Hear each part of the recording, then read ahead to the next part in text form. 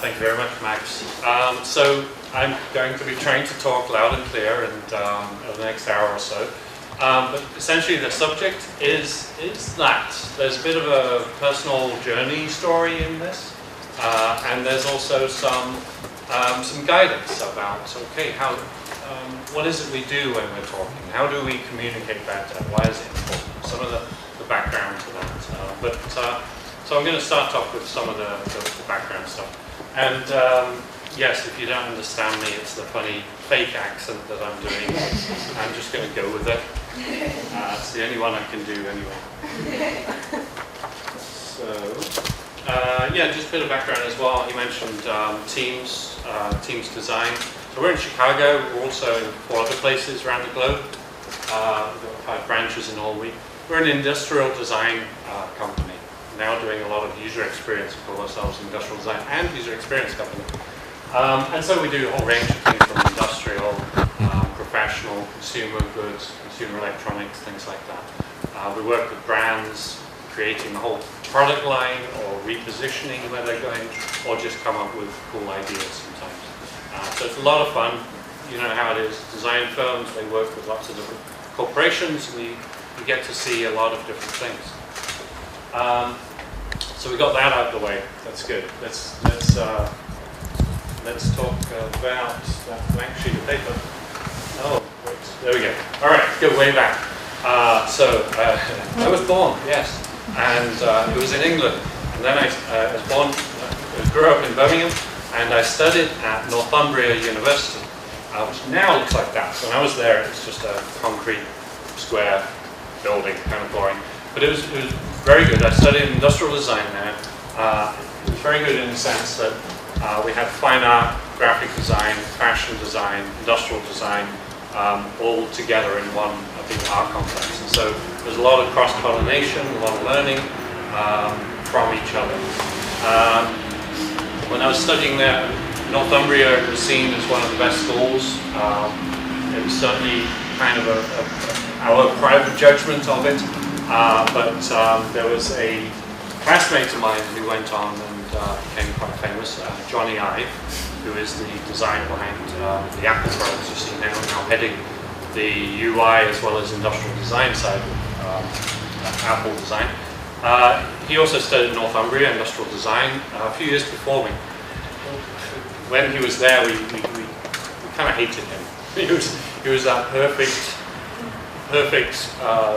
person that we didn't quite understand. All the lecturers, professors would say, you know, you should look at Johnny Ive, at Jonathan Ive, look at what he does.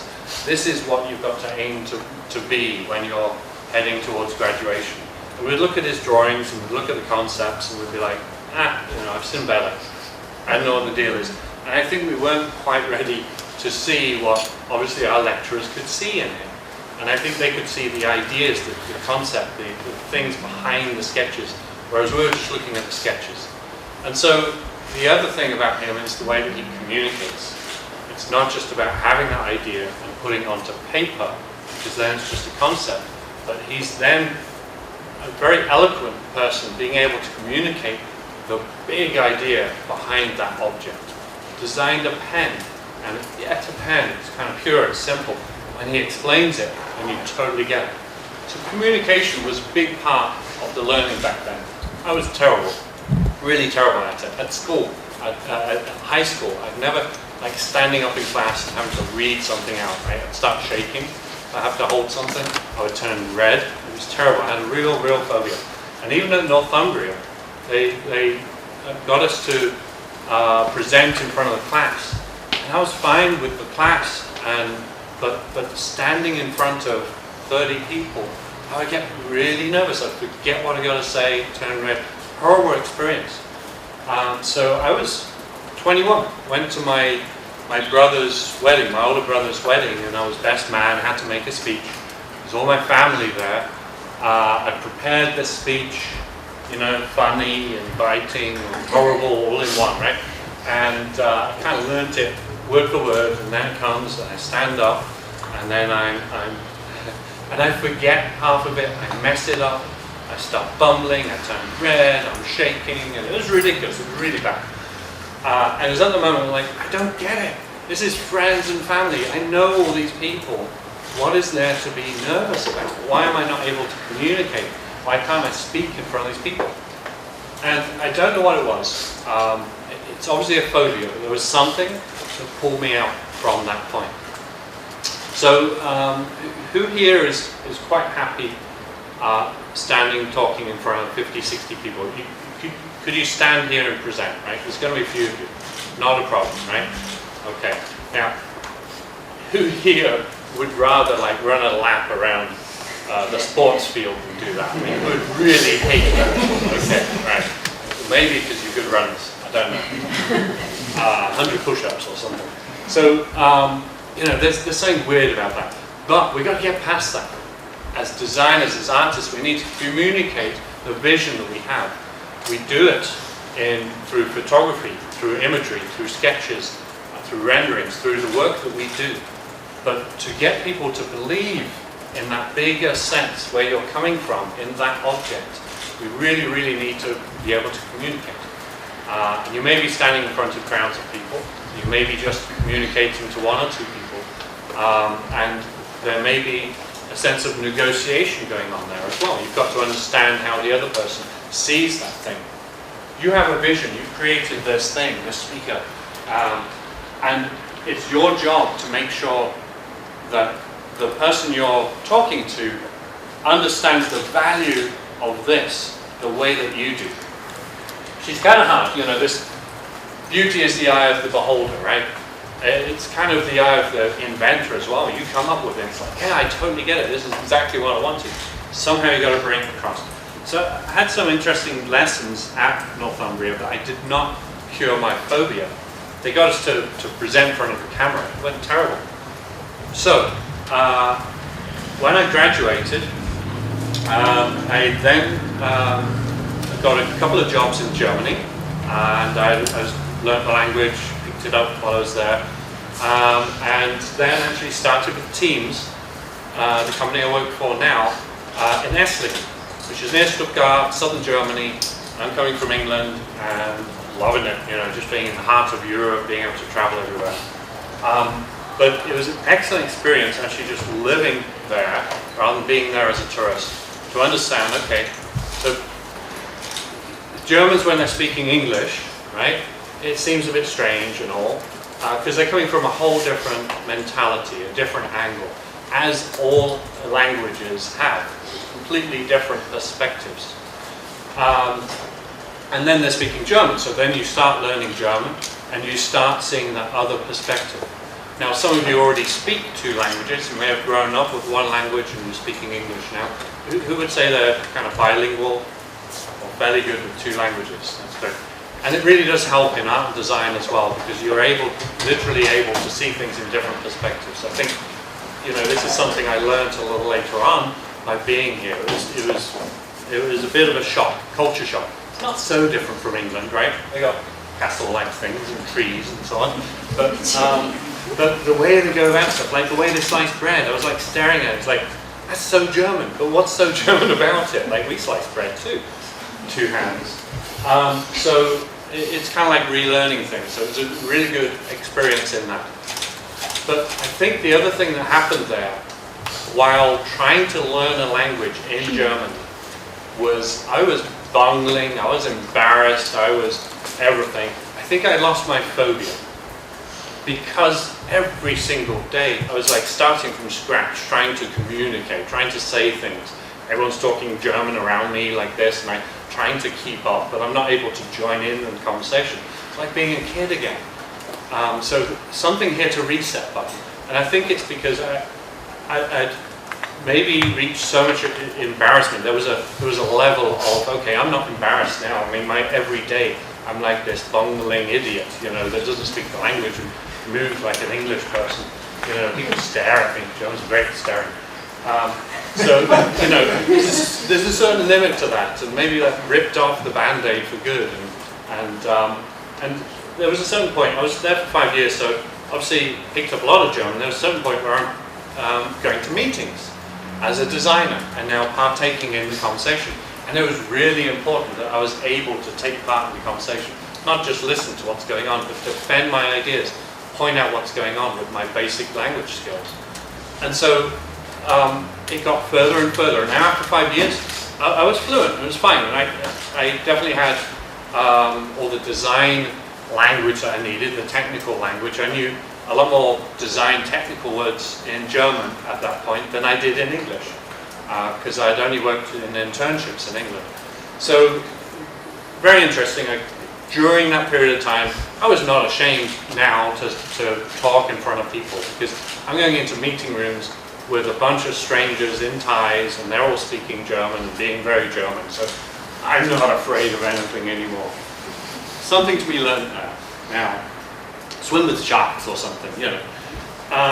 Then I got the chance to go to Chicago. Right? It was an excellent chance. Would you like to go to Chicago and open up a branch for our company? I said, absolutely, this is great. And I know the language, kind of. Is catch number 2, right? Kind of. So coming to Chicago was great. It was amazing. It was an amazing opportunity, obviously. And language-wise, I thought, oh, this is going to be dead easy. And I realized I could understand everyone. That wasn't a problem, because I grew up watching American movies and comedy and everything on TV. We hear that stuff. I know what elevator means, even though we say lift. But when I spoke, I would get blank looks. Not all the time. It's not like, you know, this is a difficult language, but I suddenly realized some of the words that I thought were really quite simple are just not used here. Simple as that. You know, I'd say, oh yeah, it's really cheeky.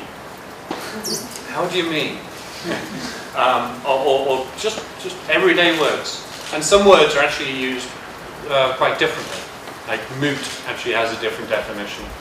Football clearly has a different definition. So there was another bit of a transition there. But if anything, what was really welcoming to me was I did feel like I was coming home. It was a weird home with skyscrapers and American accents. But mentally, it was a heck of a lot closer to England than Germany was.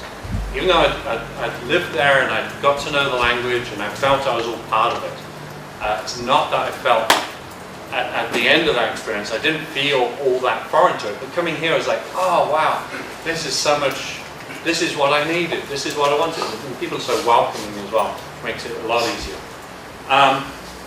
But then at that point, I realized there's a big difference between the meeting in Germany and the meeting in America. And I really, really enjoyed it here.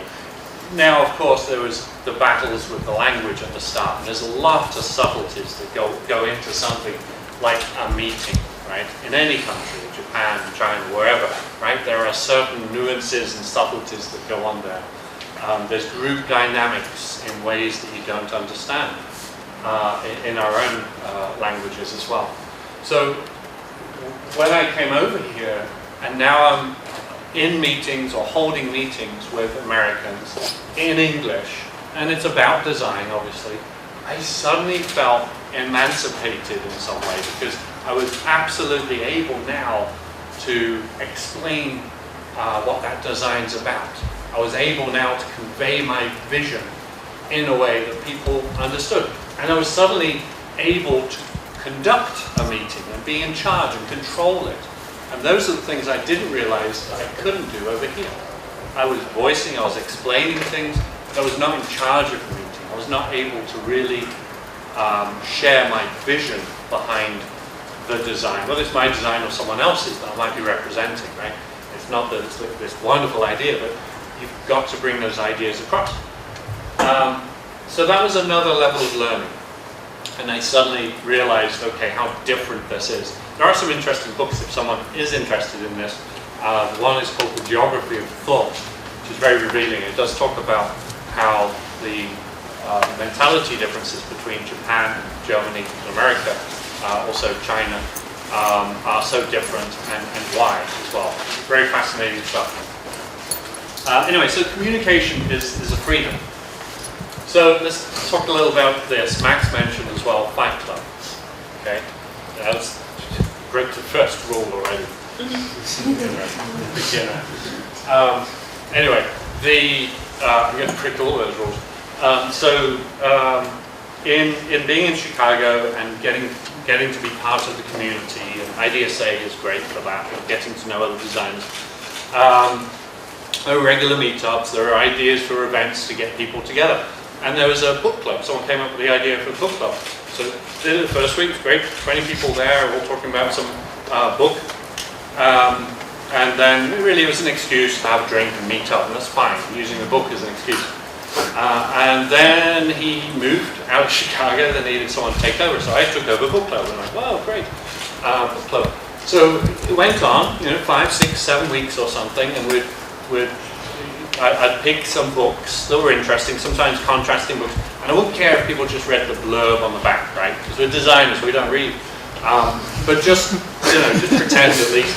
And at the start of book club, let's have a bit of a discussion about this, right? So we had this one occasion, we had The Jungle, which is about the meat packing areas in Chicago at the turn of the last century, 1900s. And then we had Fast Food Nation, which was about McDonald's and things like that, the meat packing plants 100 years later. And I was like, oh, this is awesome. These two books, read them, contrast, or read the blurbs and contrast them. And surely we're going to fire up some kind of conversation, get into this, And it wasn't, it was kind of like, yeah, okay, let's get tricky. I was like, how can I just inject passion into this thing, right? And we're getting less and less people. It's a book club. I guess there's not much passion. Somewhere between that point and this point, I came up with the idea, okay, how about this, right? Let's get a darkened warehouse, put a chalk circle in the middle, light bulb hanging down, invite 20 people, and we're just going to debate over something, like a book or a film or something like that. Let's just do it. Let's hammer it out, like in the movie Fight Club. Except it's just going to be verbal. Let's just get people to really passionately fight for something. I don't know how I came up with that idea, but obviously I was inspired. I wanted people to really get passionate and start talking. And tried it out. Just invited a bunch of people. And at the time, the movie The Matrix had come out, right? That's aging this. What is that? 2003, 2004. And oddly enough, right? When the first movie came out, everyone was like, whoa! And there was all this talk about hidden meaning and biblical references and all that, right? And then there's people saying, bullshit, that's not. And so I got two of these people in the ring, right? Somebody who'd written her thesis about Matrix and all the hidden messages and charlatans and stuff that goes into this. And then obviously someone saying bullshit, a lot. And they were in the chalk circle, and we had about 20 people, and the idea was, okay, put your opening arguments there, just like in a normal verbal debate. But the audience are going to be standing in this darkened room around you, and they can join in whenever they want. And we'll just try it out. So they start, but of course they're saying something controversial, and then someone in the audience is like, no way. You know what happened? It was when this and this and this and this happened, right? And then someone else from the audience is like, you know what? That's absolutely not the way it is. Let me tell you. So then people in the audience are joining in there, and there was a lot of passion. There was a lot of energy. And then it was about an hour, just over an hour or something, we broke it up. I was ringleader, I didn't have to do much. And they were like, whoa, we got to do this again, right? Something happened. So we did it again 12, 13, 14 times or something. And we picked not movie titles, that was an odd choice to start with, but we did gun law, we did legalization of marijuana, we did death penalty, and we did euthanasia and things like that. And fun things like that. And the community, who were all privately invited, this was never advertised, it was like you had to receive a text or an email, got bigger and bigger and bigger. This one here in the photo was about gentrification. We had about 150 people. Now, till that point, I always said 100's the limit, but for some reason there were tons of people coming. And they were from two particular neighborhoods that were being gentrified. And so they'd been fighting for a long time already. And so they were using this as a bit of a platform to continue that fight. And it was the first real fight that got out of hand. I mean, I was literally having to push people back. Until then, it was a really interesting social experiment where even though the whole thing was raucous, right? People just joining in, sometimes tag teaming people into the circle from the audience. It was pretty much a free-for-all, and yet you could hear what was going on, who was saying what from the audience, and then people weren't being over the top about it. There was somehow a natural order to it in the chaos. But in this one, we had too many people, and too many people with a direct history against each other, and it overcrossed that border. Anyway, learning experience.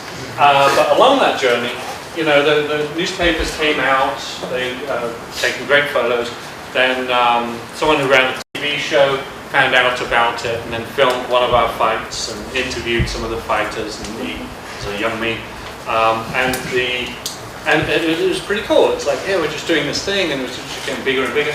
And then the camera team that came for that news event then said, hey, this would be really good to turn into a TV show. So then they came along to the next fight. They replaced me as the ringleader. They got some TV star guy to play me. Then they did the fight, and they cut it together as a pilot for a reality TV show. It was kind of entertaining. It was kind of fun to see. Not a good show that I would watch, I don't think. It wasn't that good, but it was interesting to see anyway. And then they sent this DVD pilot out to all the channels, and MTV was interested, and National Geographic had just started at the time. They were interested. And, you know, it's just these TV people doing it and informing me, and I'm like, yeah, this is crazy. This is a whole different world, different adventure. It never got anywhere. It didn't turn into a series, but really interesting just going on with the ride. And what do we learn from that? I'm not sure. You know, don't mess with people like this. That's me just trying to start. But it's getting pretty cool. And the whole thing, I mean, there was passion. It was crazy. Just sweating, not just this one, but the fights were incredible. So I was mostly in Chicago. We did one in Pasadena that was a little different. We actually had a ring, like a boxing ring for that one. We did one in Boston that was really interesting. And then I kind of took a break from that to do other things.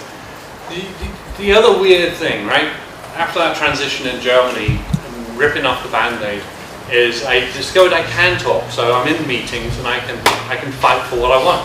And so it seemed like no problem now going up on stage and then talking about stuff. And in fact, there is something else that happens. You know, you hear about talking on your, thinking on your feet, right? And you do see people walking back and forth when they're trying to figure something out, or on the phone, right? You're just pacing around like this. Not everyone. And when you're giving a talk, it does help, I think. You know, if I was sitting here, I'd be having a whole different talk. And standing on a stage in front of people, there's a spark of adrenaline there, right? There's suddenly still a little bit of fear, and that adrenaline actually helps you. I was amazed once I got past the crippling fear, not good, into the stage where it's just adrenaline. Then I found that in those situations, I can actually be more eloquent. I can now talk about things I otherwise couldn't. I could do things. It's like a mini superpower, right? Not that I have it, but this is the way it affects people, right? If you get past that that crippling fear, which plagued me until that point. So, and I really enjoy these situations as well, where I'm able to convey some messages and thinking and things like that to a crowd and open up new discussion. Standing on tables, throwing things. Anything that happens. So with the IDSA, which is the Industrial Designer Society of America, pretty active in Chicago and various places. Max is a great person, and yourself. Yeah, within the IDSA. Was that a IDSA? Yeah, IDSA Chicago. Oh yes, that's right. Yeah, Chicago rep. Represent. So that's what it was. Chicago represent. Shift happens, right? As Midwest DVP, District Vice President, as Max mentioned, the job is you have to put on a district conference, which happens every year There are 5 of them across the country. So there's one in the Midwest. And so I was in charge of putting that together, which was this one. And then the following year, this one. And then the following year, this. I'm not sure how I did 3. You're supposed to do 2. Which kind of happened. And that was really good. It was really fun. The best thing, right, when I did the first one was, okay, let's, you know, there's a team of people you get together and you ideate events and features for this 2-day conference. And what sort of speakers would you like? I was like, oh, I don't know. Dream speakers. Who would you like? Hartmut Esslinger. You know, that'd be great, right? How about Dieter Rams? Or how about Richard Branson? I'm writing these down. So I go away and then I start calling up these people, right? Some of you know who those are. Hartmut Esslinger is the founder of, the German founder of Frog Design. I call him up. He answers. This is crazy. So IDSA have a directory and it's got his number in there. So he's like, I don't know, very, very famous person in design. I call up and he answers. I'm like, oh my God. And then I'm just talking to him. I'm talking about, you know, would you like to talk? And like, yeah, you know, I got what's going on now. I've just sold my office in Altensteig and, you know, this and this. He was on the phone for an hour. It was hard to get the guy to shut up. Very, very interesting, obviously. But, you know, semi-hero of mine, I'm like, you know, I'm not worthy. And this is great. Who do I call up now? Right? So going through the list. This is awesome. So just talking to these people as well and having the access to do it because I'm organizing this conference, it was a revelation. It's really good. And this, as well as Fight Club, kind of taught me that basically you just got to, the opportunities are there. You just got to do something. Come up with some stupid idea. Do it. See what happens. And that's what this is. It's like, oh, I'm just going to call up those people and speak to them. Never got to speak with Richard Branson. But did go through some of my hero list, which was great. And actually got some people to talk as well. So that was a lot of fun. And obviously, you know, the Band-Aid has long been ripped off by that point. As part of the conferences as well, I got some of the speakers plus some other people to now write a chapter, and then we put together a book. So I just edited it together, put it together, sold it as a book. It was the first published book from the IDSA. And then we did it again with the next conference. And this is, you can't see it there, this one's called Realize Design Means Business. At the time people did, now people seem to realize that. Not because of my book, it's just the changing times. Yay. So 2013, yay. I then got the chance to do the national conference, or they call it international conference, for IDSA, which was in Chicago for that particular year. And that was great. So once again, I'm calling up these heroes and these people and trying to assemble. And I'm going to run out of time at this rate. Too many stories, but I called up Ira Glass, right? So I'm like, oh, it would be so fascinating just getting him on stage. The guy from NPR, right? Very distinctive voice. Do we know Ira Glass? Yeah, some, okay. Famous-ish person. And I called him up and reached his voicemail. And I thought, I'm just going to reach his assistant or something like that. And I called up David Byrne and all sorts of people. And left a voicemail. Then he calls back, I think about a week later, it's 10 p.m. And he's on the phone. I wish I could do his voice, but very distinctive voice, right? And he calls back, yeah, is that Paul? Yeah. Yes, I got your voicemail. I just wanted you to know that I have absolutely no interest in speaking at your conference whatsoever. I have nothing to say on the subject. I'm sure it'll be a great conference with other speakers. And I was, okay, thank you for calling. You know, I was getting ready to do a rebuttal and persuade him, but you know, when he says absolutely no, I'm like, this is why he said it. He's like, I don't want this long conversation. Let me just tell him I'm not going to do this. Talking loud and clear, that guy, right? I'm sure he gets a lot of requests for various things. And he's like, okay, I'm on my way out the house. I've got 30 seconds, but I'm going to call him back because I'm being ethical about this. But I'm going to tell him to fuck off. Right? That's how it happened, right? But still, I put down the phone. You know, 1980s phone, you see. And I'm like, whoa, that was Ira Glass. Anyway, yay. So that was pretty cool. I really enjoyed it again because I did get some really good speakers to talk, and I sat in the front of the audience and I watched them do their thing, and I was like, oh my god, this is my show, I built this for me. It's great. It's exactly what Max does, except for tonight. It's like right, so another event, Design House. This is not Fight Club, so this is a change. So this is a non-profit organization that I founded 2 years ago. Started the idea about 3 years ago, got together with one person, and just like Fight Club, it's like, hey, you should do this thing, see what happens. In this case, the thing was a jam. So visited some local manufacturers and thought, you know, it really sucks the fact that local manufacturers are dying out. Around the corner from where I worked, there was a metal shop that made hinges, right? Big steel metal hinges for metal doors. And they'd done it for years, and they're really proud of their hinges. And I had to get a prototype made. And went around, you know, I was looking for someone to make metal prototypes, which is kind of hard. We didn't have the equipment to do it, and it was some hanging rack or something. And I remembered around the corner there's this metal shop. I always walk by and there's like sparks and stuff going on. So I went round there with my drawings and said, could you do this? Could you make this? I need it in the next couple of days. And they're like, no, we make hinges. And I'm like, well, you know, you've got bending equipment and you've got this.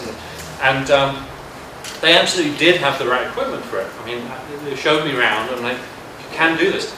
They can even do all the drafting, engineering, very, very talented people. But they thought they could only do hinges. So I said, give it a try. And he's like, yeah, but, you know, it's going to be expensive.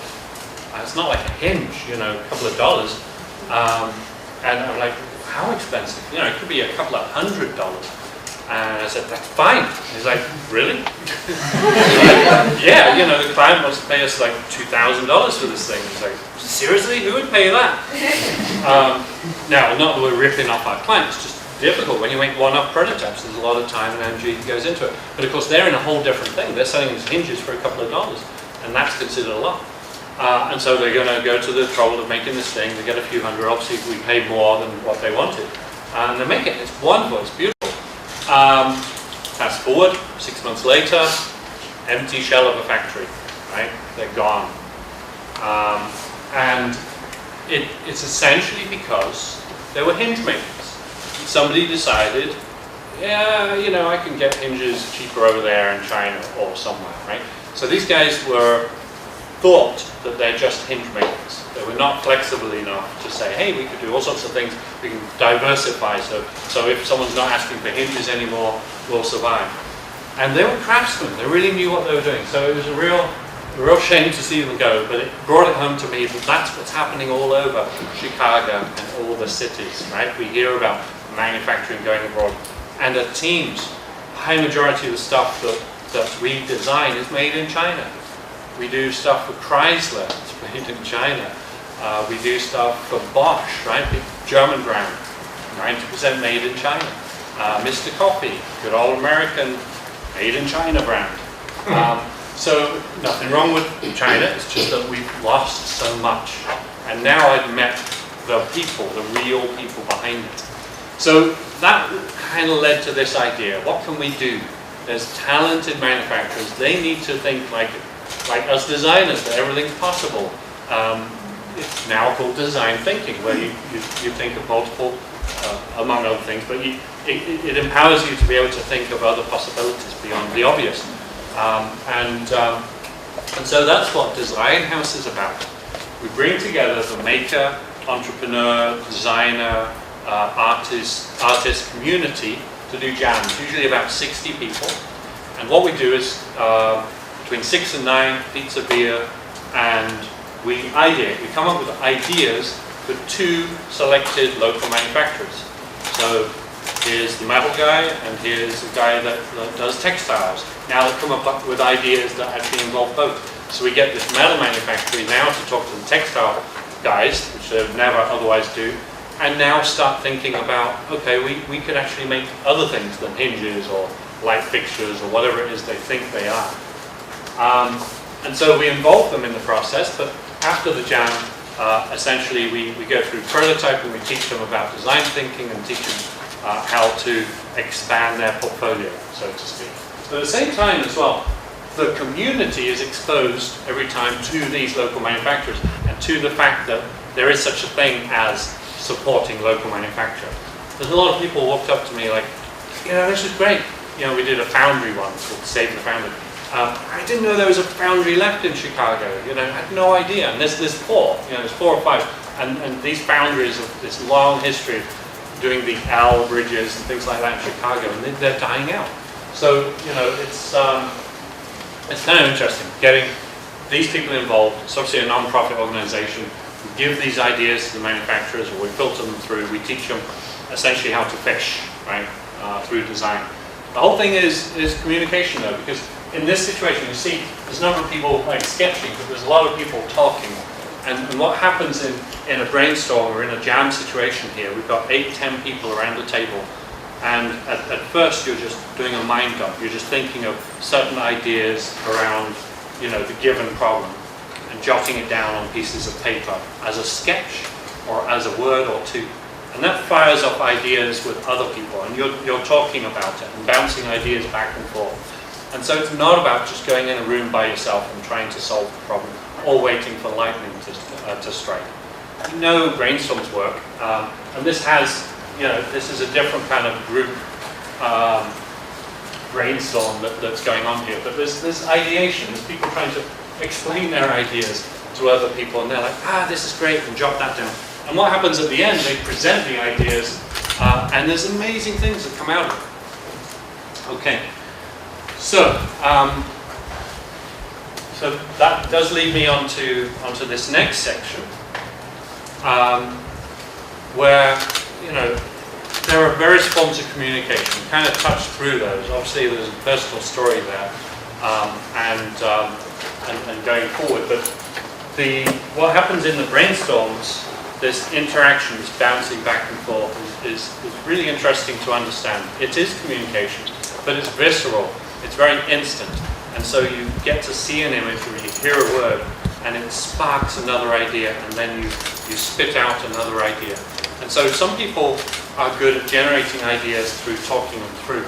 Some people need to sketch them. Some people need to build them. They follow a certain rhythm. They follow something. They need to explore it.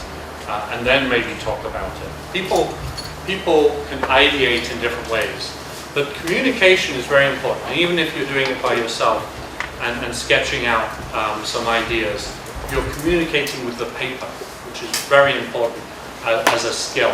Whether it's a whiteboard or a piece of paper or a stack of paper or your sketchbook, there's a certain communication going on because you drop something down based upon what's in your head, and then you instantly see it.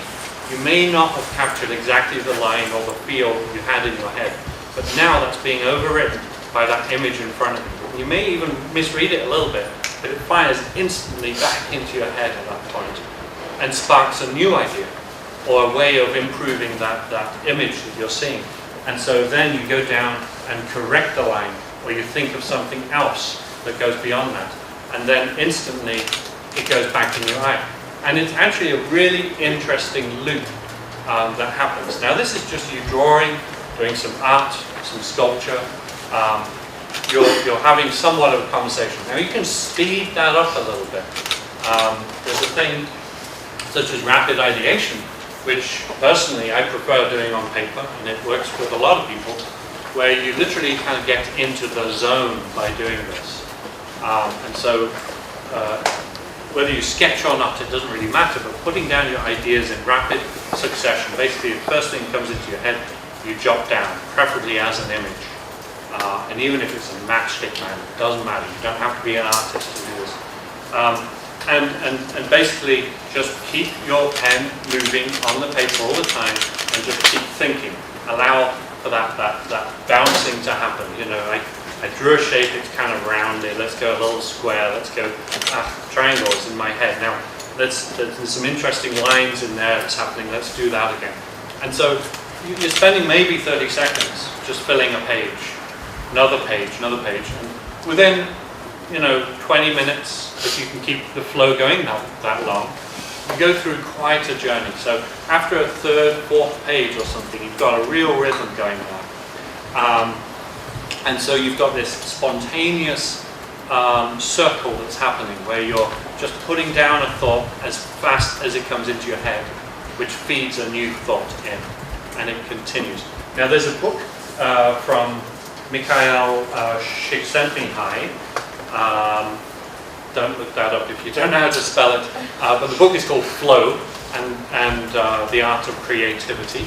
It's a classic book. Some of you might know it already. Really, really fascinating. But it talks about this, and this is we were talking about it at dinner. This is also about getting in the zone. So he talks about how sportsmen will also get into the zone. They're just flowing, and things are happening in the way that they otherwise couldn't do. They don't know, it just happens. You know, the pressure of the lights, the pressure of the game, and then suddenly it kicked in, the adrenaline, and now they're sportsmen of the year, just like that. And they couldn't have done it in practice by themselves.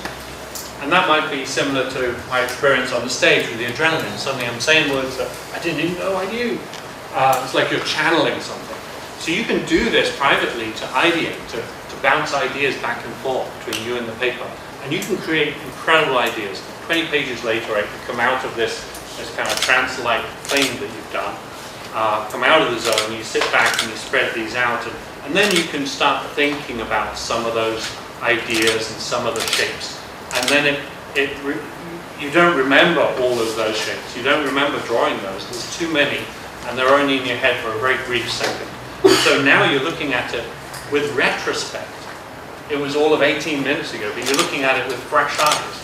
And now you're able to identify and spark new ideas from these things you created without almost knowing. So that's one method of rapid ideation. And if you're not a sketcher, then I would recommend that you absolutely do it. Because you're probably not a sketcher, because I can't draw and I get nervous. And basically you've got to rip off that Band-Aid. And you can do it privately with 20 sheets of paper in front of you. You've got to get past that border. You've got to treat the paper like your friend. You can bounce ideas. And if you're a writer, you do it with words. You just go blasting. You can get in the zone as a writer.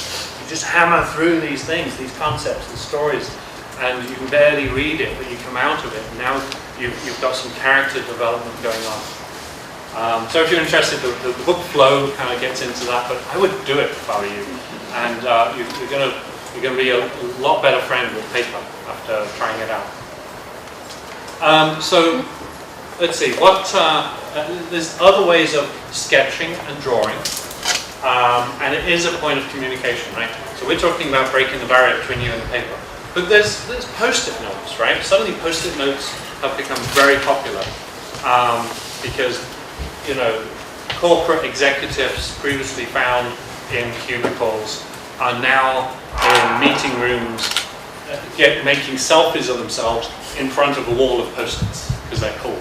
Because I did an ideation session. You know, it's suddenly the thing now to do brainstorming and ideation, and somehow it's always cool. People, you know, LinkedIn profiles, people with post-it notes on the wall behind them. You know, clearly they're a highly intelligent, effective executive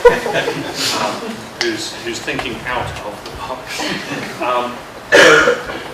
But the reason for that is there is a change in thinking, right? The word innovation came around many years ago. In the 90s, it was like, innovation, you got to innovate. There was a book it's kind of funny to think about now called Innovate or Die, right? And it was radical, I don't know when it was, 98, 99, somewhere around there. And it was somebody, one of these marketing books, and saying, you shouldn't just go into focus groups and listen to what they say. You've got to go against the norm. You've got to be different. You've got to do something different. In 98 is actually when the Apple, the iMac, yes, the iMac came out. Big bubbly thing with translucent plastic. Prior to that, it was all boxy and beige, you know, very pure and drawn out. Now, whether one's good or not, but that message of this very poppy, colourful, translucent computer compared to the sea of black and beige competitors was huge. It was saying, bang, take it or leave it, this is our statement. This is from Apple, this is going to be it. Now at the time, Apple was tanking way down here, and they were literally saved by that iMac, among other things. They came back up again. And so it was a message for people involved in product development, marketers, that, hey, you know, we need to innovate, we need to do something different instead of just incremental change. And it's weird to think that was a thing, only, you know, that was like news just, you know, 16, 18 years ago. Whereas now that's absolutely the norm.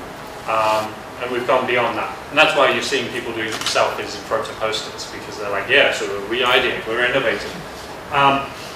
Everyone's an innovator now, right?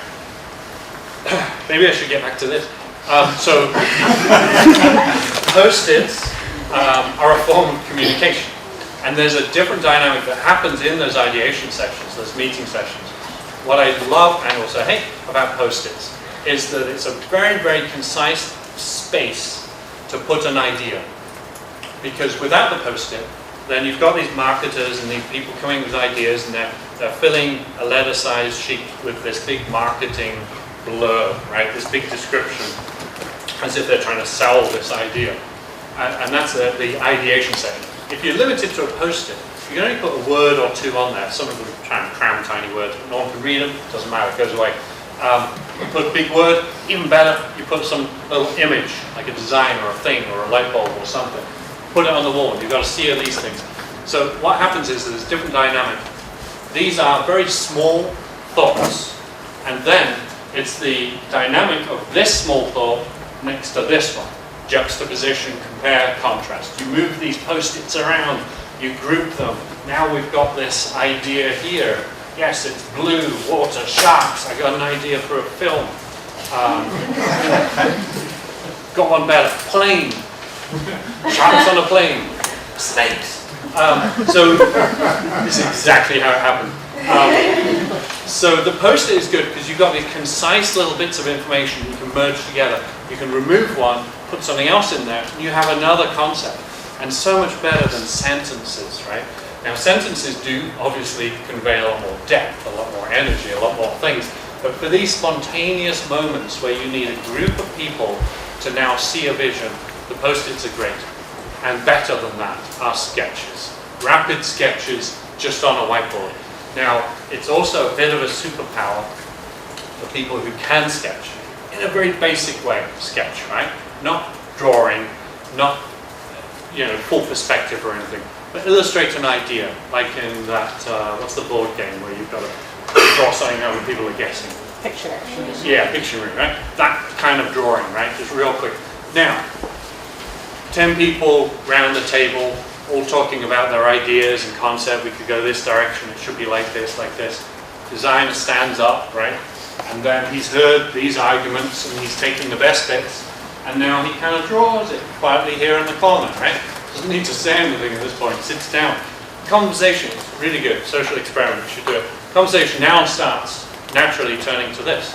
Now everyone is on board with the same idea. Now not to say that this idea is the best one, but he's taken some snippets of ideas, and now we have a framework around which we can have a conversation.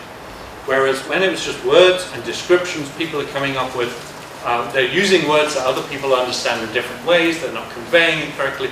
Communication is very loose until you bring it onto the whiteboard or you bring some image. Now we have a framework and you can improve upon it. It's a really good dynamic. And so it's a bit of a superpower when it comes to meetings or conveying an idea in some way, whatever that idea is. Okay, sketching. Other parts of communication. So this next section is about 30 slides, and I'm going to go through it relatively painlessly.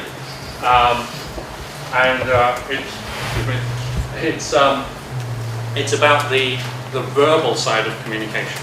Okay, now this is something that we do every day, and we actually don't do it near as good as we should be doing. Nobody does. There's a lot more that we need to learn about talking and communicating, right? There's a big difference. Talking is easy, right? But communication is different. And we are just talking about verbal communication here. So that's fun.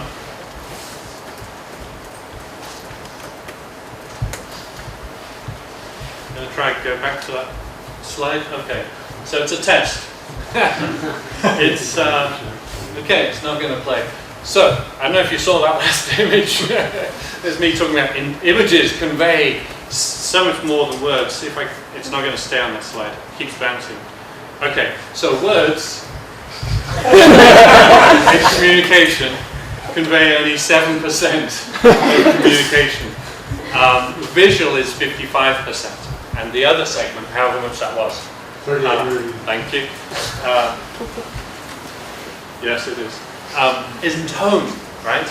Okay, so words. Now we know this because you send a text to someone, you send an email, and you suddenly get an angry response. You're like, I didn't mean it that way. Back down. No, it's very easy to not convey exactly what you wanted, particularly if you're texting, right?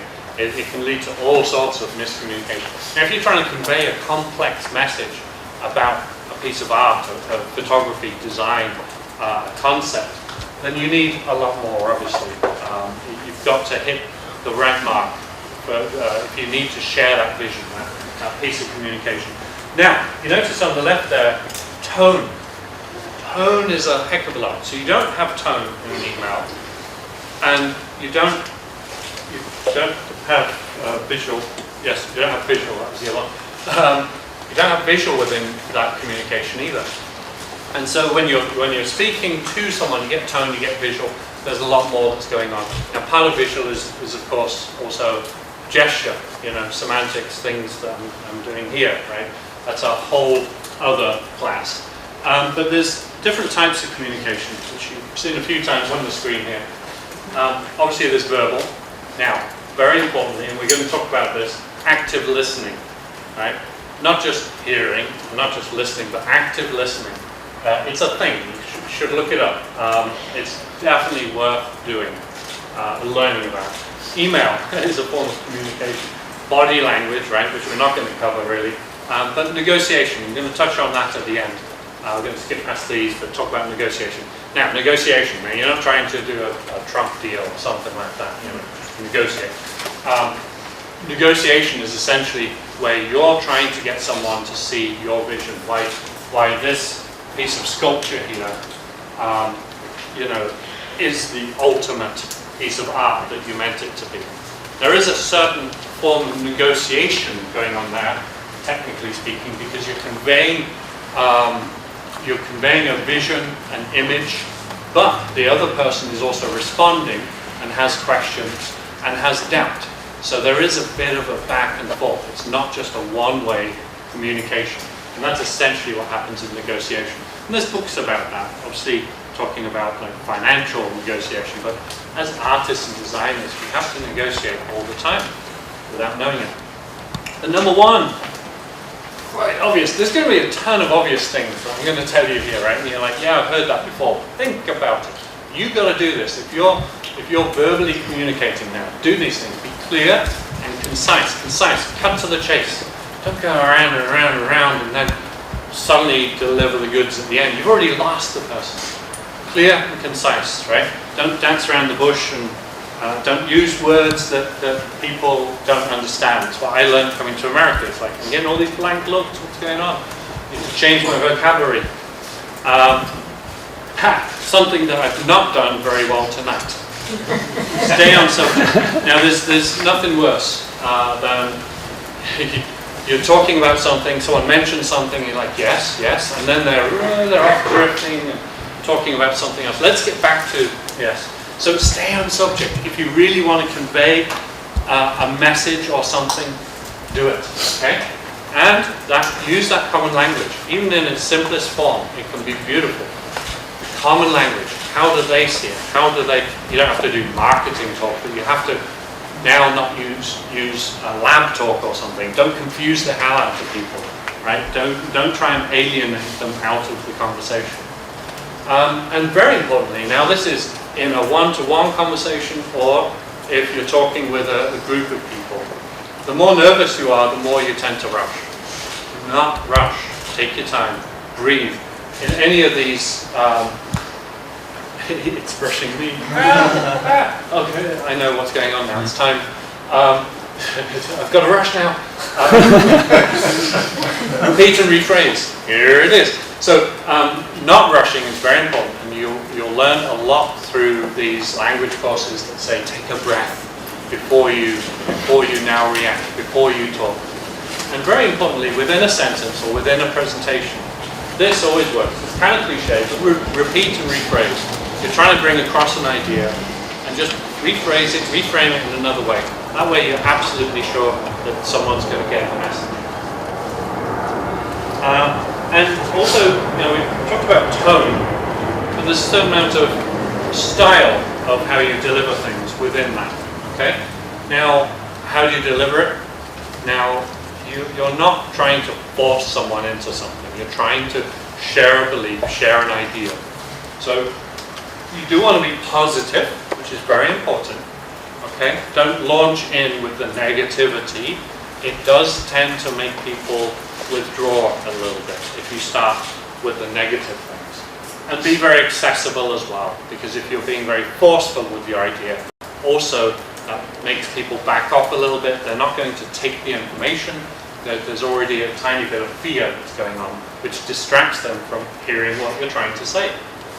And this also, with the positive, to present the good before the bad, right? This is one of those marketing tips, but it works with any sentence you want to put together. Start off with the good bit, because it sits in your head. You file it away in a certain place.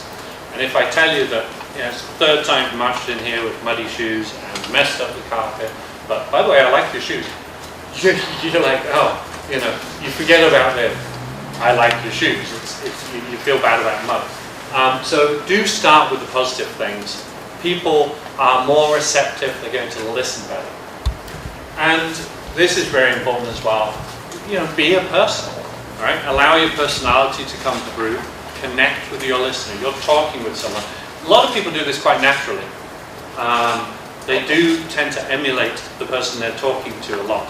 There are some people that even change accent as they're talking. Starting to happen already. And I'm not going to imitate American accent. I'm terrible at it. But you should see the movie Zelig. Anyone know that? Woody Allen? Zelig. So funny.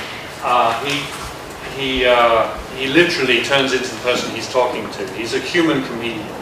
Right? It's very funny, very old. Avoid emotional reactions. Now, think about the reaction. They've just said something, right? You want to show passion, you want to show engagement, but not like, oh, that's the. When you're reacting, you're not thinking. You're not really in charge of what you're about to say. So be very careful. Take that breath before you react. Now, usually this goes bad because you're reacting to something negative. And because you're reacting, that actually makes that negative double as bad as it was when it was said. If you watch the debate, some very interesting dialogue going there. Hillary did not react much to the things that were thrown at her. You could tell she was controlled for most of it. Occasionally she did react. So be careful, because when you're reacting, you're not in control of what you're saying. And do respond with facts and feelings.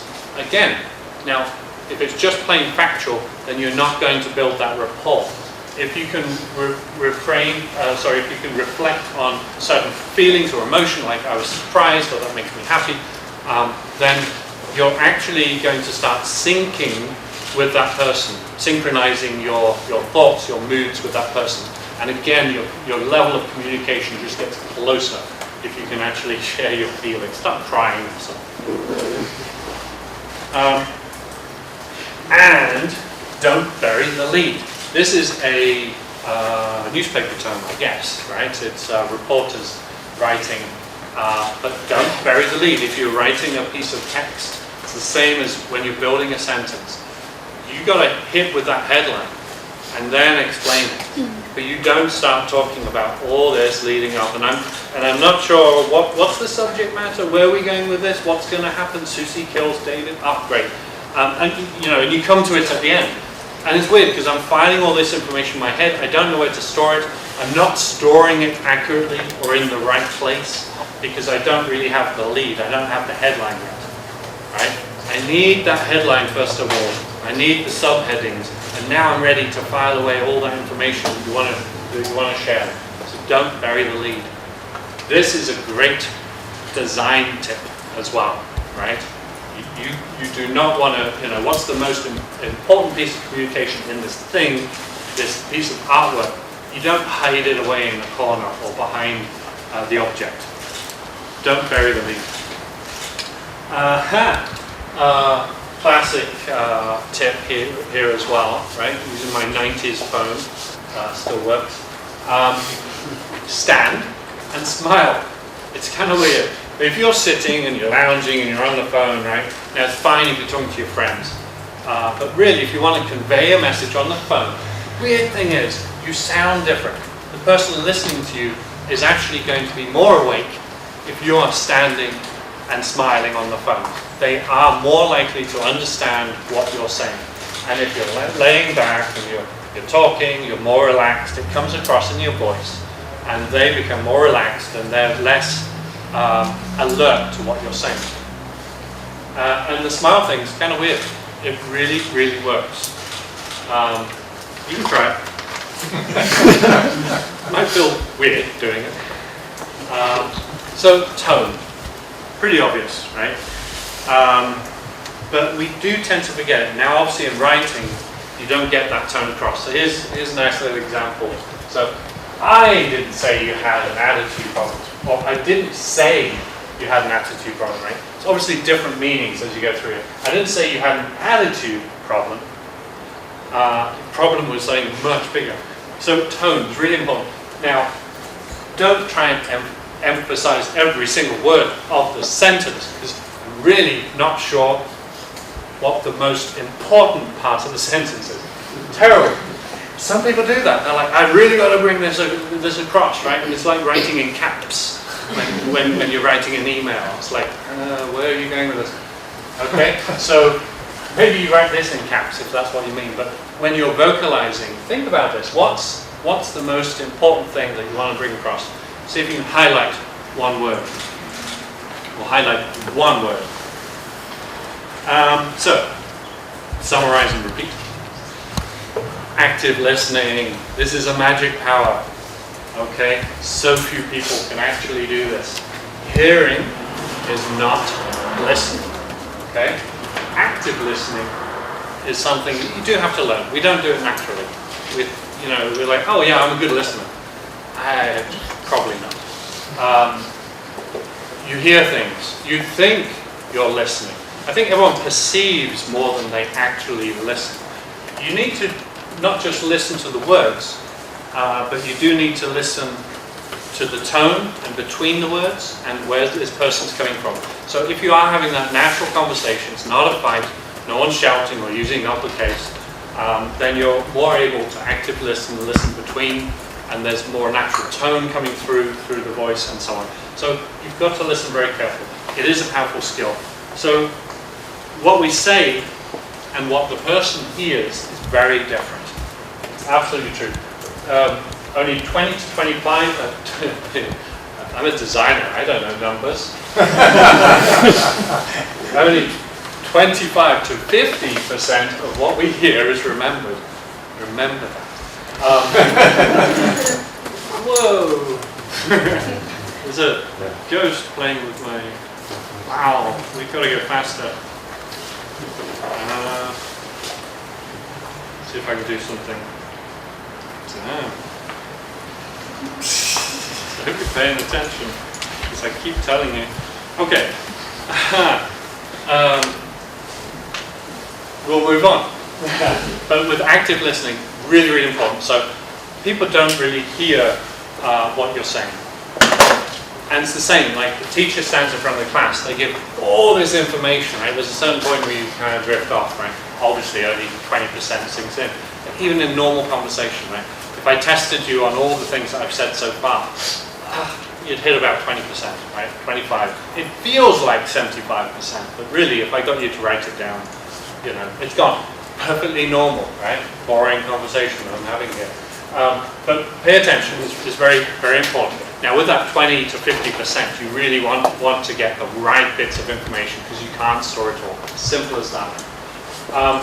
if you're talking to someone, look directly at them.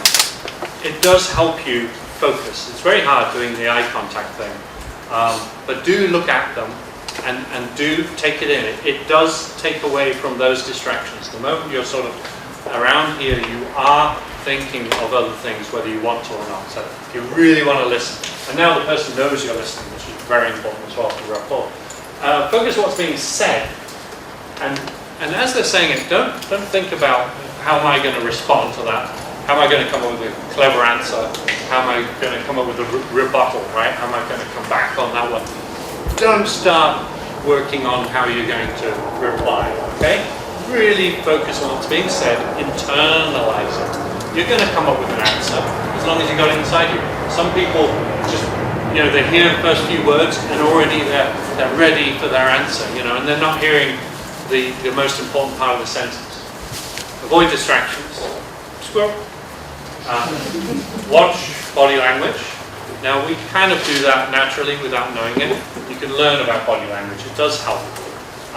We're not covering it here, but some interesting body language that I'll cover at another time. Clearly we're running out of time. And refrain from side conversations. Now, again, you're talking with someone, there's someone else here doing something. It's nothing worse than quickly responding, picking up your phone, texting or something like that. It breaks up your mental ability of listening. It breaks up the speaker. They don't know what's going on. They're not happy with that. And so it's very important that you do show that you're listening in doing so, because now they're actually going to become a better speaker, because you're like, oh yeah, they're totally listening. If you're talking to someone and they're showing absolute interest, sometimes it happens that they're going way over the top with what you're saying. You're like, wow, it's not that interesting, but it's good. You carry on, you keep talking and so on. And so that's it's really important to nod and smile, to really respond in some way as well, not just stare at them. Obviously, there's those little filler words, yes, and so on. But don't just think about you nodding, smiling, and saying yes. Do listen to what they're saying, right? Because you'd be like, I have no idea what he just said, but I'm going to carry on anyway. Posture, body language again. Open and inviting, right? So that's, there's things like your hands should always be open and inviting. It has a kind of effect as opposed to closed and hidden away, things like that. The same with your body as well. If you're like this, listening to someone, right, you're giving off a different kind of message. And cross legs, cross arms, that's all crossed, that's not open. Open. Not literally like this on the table, but generally open. Think about that. You're facing them, you're open, there's a psychological effect there. And of course, good old eye contact. I have a hard time with that one. And do provide feedback. This is kind of good as well. So, they've given their little spiel, right? You've been listening. And it's good to rephrase what they just said, right? Or just bring it back or conclude it in some way. Reflect on what it said. And if you're really not sure, this is what I'm hearing. This is what I'm getting from this. And if you're not sure, ask those questions. There's nothing worse than now being so sure of what you heard and it's based upon assumptions. Really important part of active listening, right? Ask those questions. And it actually engages the speaker as well, because you're asking questions. It's like, oh, good, he was listening. Who knew? Also this, deferred judgment. Be very careful, particularly if it's in that negotiation or things are getting a little heated as well. Dear Trump, allow speaker to finish, sorry, the T word. I did it, didn't I? Allow speaker to finish their point, right? So it is important. They get frustrated, things get heightened pretty fast, right? Sometimes that person won't shut up, and you do need to kind of interject, right? Politely, carefully, because you don't have that long to listen to this long thing. But generally, we do allow them to finish their point, and particularly if you're going to go back there with a rebuttal, if you're going to contradict what they're saying, if you're going to say that, no, because they're going to assume that you don't actually know the point yet, because they've not finished their thing, right? And yet you're rejecting it. So therefore, you're just not listening. You're not doing the whole thing goes downhill pretty fast, right? So do not interrupt with the counter arguments. Worst way ever to interrupt. If you want to interrupt, do it with agreement. Follow up with the counter arguments. But again, you just cut off the conversation if you do that. Oh God.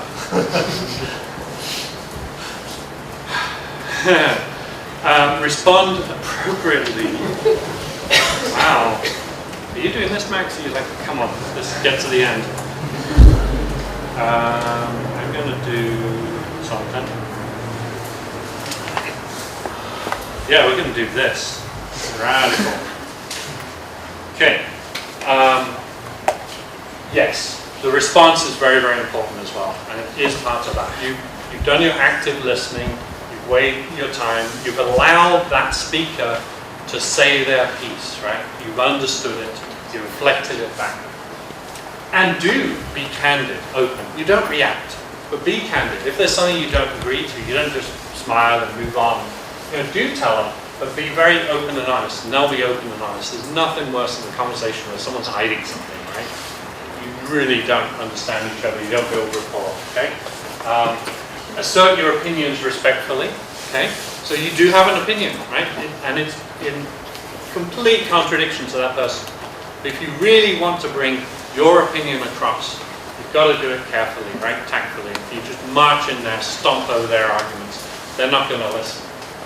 And also, treat the other person with respect, or how you think they would want to be spoken to. Really important when you're listening, do listen for those unspoken issues, right? It's the subtext, the thing between the lines, there are some fears there are some emotions, and you can pick up on those things. And that's really important. They're saying one thing, but really they're meaning something else. It's hard. And again, clarify those things. Don't assume anything. Do be a detective. And do also, if you're listening, I do this if I'm listening to a lecture, and they're going blah, blah, blah, blah, and I totally don't agree, and I'm trying not to shut off to what they're saying. I'm actually at that point trying to find something meaningful, right? That's going to be beneficial for me, even though I've heard this before and I don't agree with this argument and so on. But there's actually something to be learned. So do look for that positive thing. It's actually going to make you better out of the whole situation as well. And this as well, listening with positive human regard. It's sometimes very hard, listening to people you don't agree with. But do try to look at the good points that you can take out of it, because you may need to speak on those things and bring those up, and that might be your way of actually conveying your message, building upon the good bits of what that person said. Obviously paying attention. We covered showing your listening, giving feedback of various kinds, deferring the judgment, and doing some accurate responding. Okay, there's a few more slides, which is looking at the time there. But also avoid these. So this was part of my coming to America story, where I was saying words that didn't mean what I thought they meant. These are not my words, right? These are misleaders. These are words that people say. So, for instance, has anyone got like a piece of paper and pen in front of them? A few of you, maybe, yeah.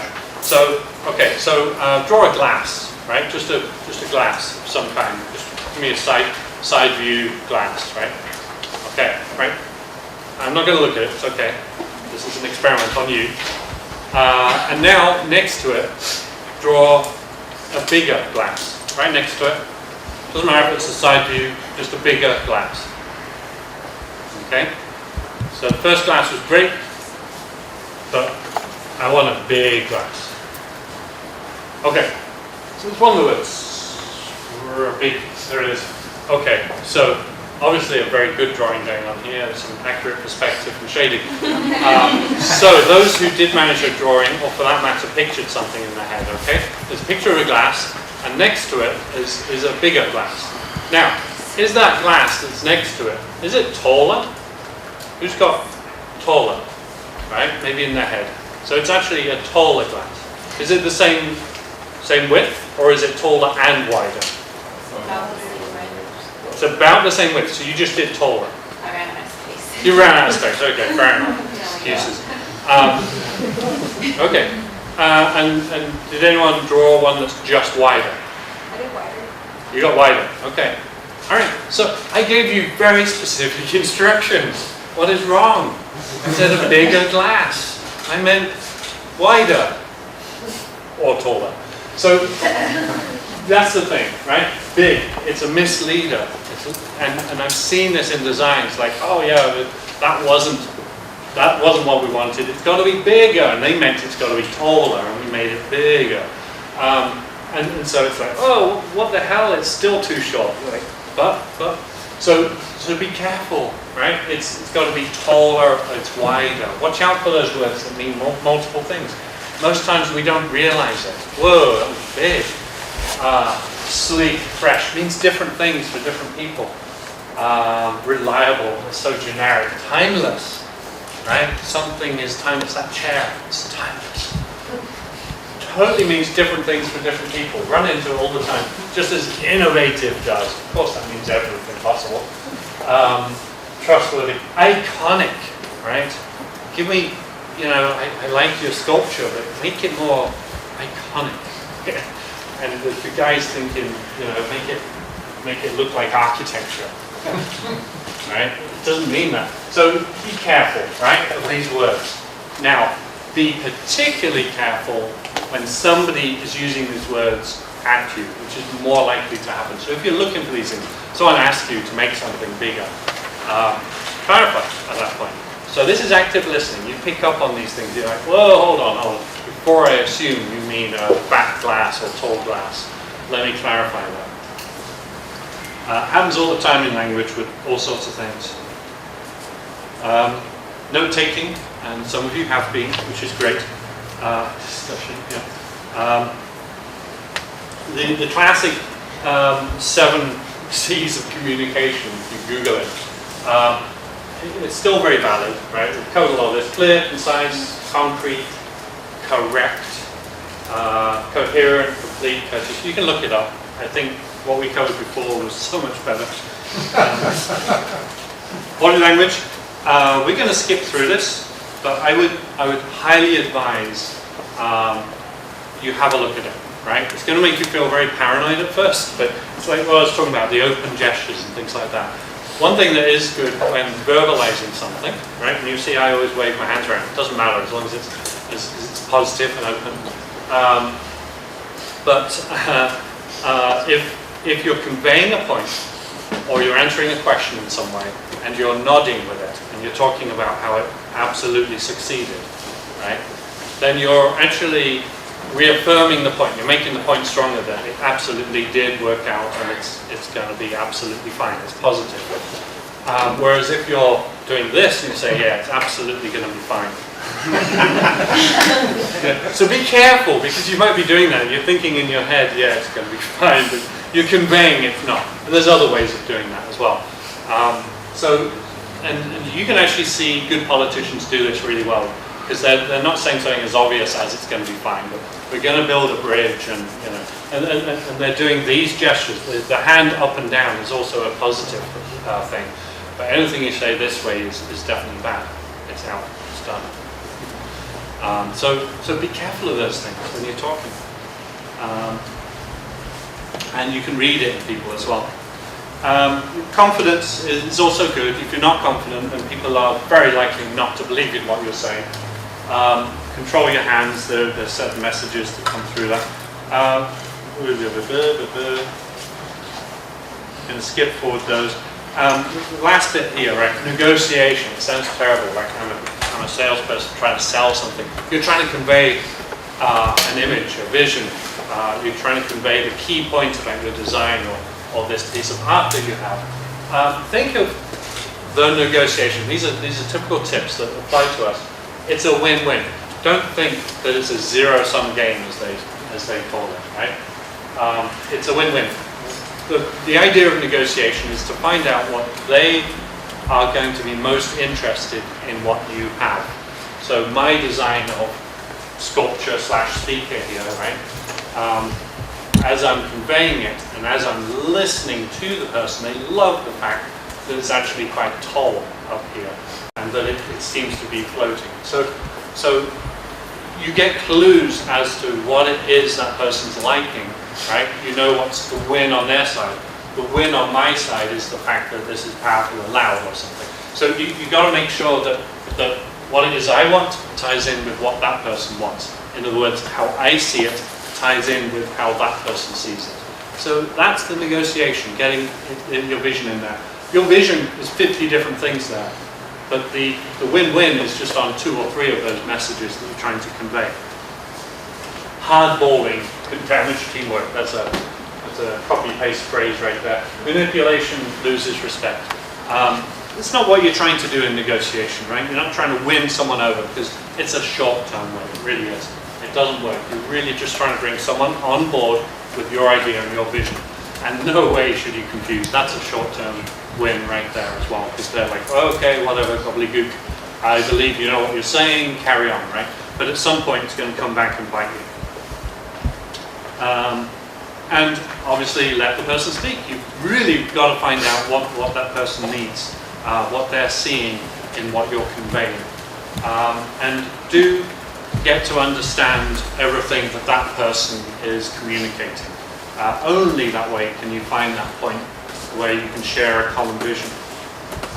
Remaining flexible as well. I, the artist, I have all these things about this that I want to convey, but really I need to find out what of those things convey or work with that person. So therefore I do need to be flexible to a certain extent. I'm not going to compromise what I want. What I want is to bring that vision across. I'm not going to compromise how I'm selling this thing. I'm not going to turn it into something that's not in a way that I ethically don't stand for. And importantly as well, if you feel you are going into that situation, it might be a crit, right? Where you're putting your work on the wall and you have judges or you have your classmates around you, you need to convey these ideas. It is a form of negotiation. And you should also prepare, not just prepare like, oh yeah, I totally know my work and I know what to talk about. But do think about those things, that how are other people going to see this? Think about the goals of you presenting this. I want them to understand and share the vision. My ultimate goal is so that my classmates can give me feedback on this thing. Because if they don't understand it, I'm not going to get feedback and it's not going to get better. So think, what possible goals can I have out of this conversation? Any trade-offs, any alternatives, things like that. This is in normal kind of negotiation stance. Expected outcomes, possible solutions. So before the presentation, the conversation, the negotiation in some way, do kind of walk through those things and what is it that you want to gain from the situation. Most importantly though, with all of this, right, we ran through my personal journey and different elements of talking, conveying, sketching. Everything we're doing every day is touched by this stuff. Why the hell shouldn't we be better at it? Whether I'm just scribbling on a post-it note or just conveying a message to someone in the elevator or just saying hi in the morning. Just think about being a little bit better and more accurate about everything you're communicating. Visually, verbally, with your body, and things are going to gel. Things go better, and do it. Communicate clearly, and that's it. Thank you.